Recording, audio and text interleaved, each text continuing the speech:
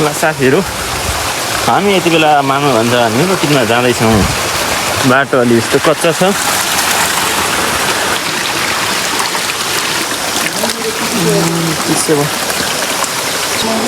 हो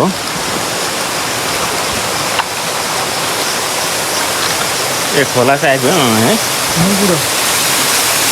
डन्ठो। ल मामाले यति बेला यहाँ निरो भेटिसक्नु भएको छ।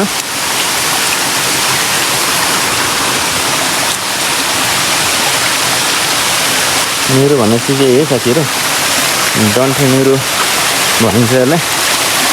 बिगाको सदुपयोग गरेर यसरी निरो खोज्दै हिँडेको छौँ। नाम भन्छ त्यो यहाँ पानी पऱ्यो भने लुक्ने ओडार पनि छ यहाँ।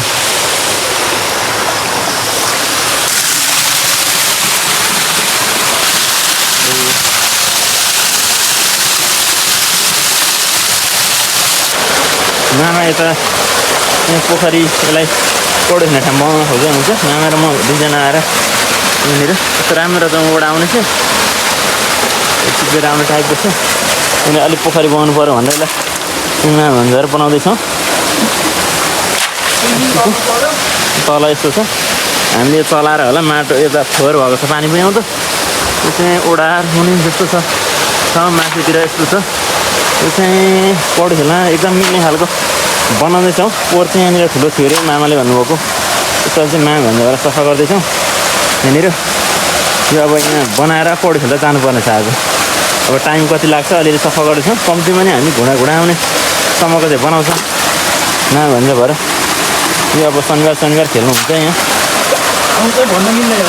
ठाउँ चाहिँ एकदम गोप्रो छ अहिले चाहिँ। हामी पछि भन्छौँ कहाँ हो भनेर अर्को भिडियोमा बनाउँदैछौँ है त।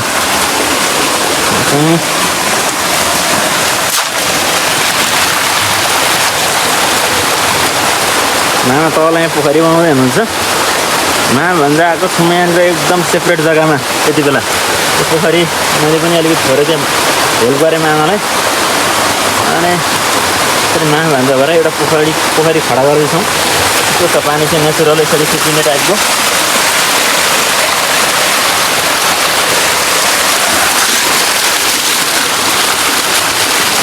जाने टाइपको छ।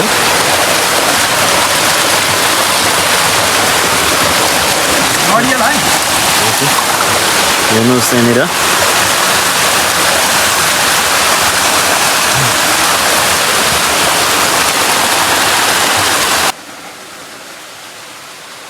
मामा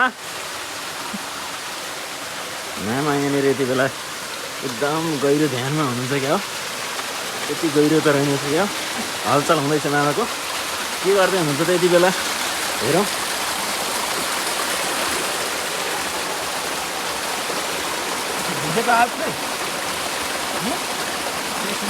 पछाडिको खानु पानी, पछाडिको पानी खानु भनेको।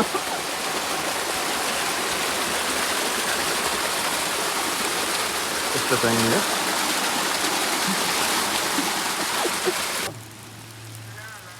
अनलाइन चाहिँ अनलाइनमा हुने फोन हाल्दैन।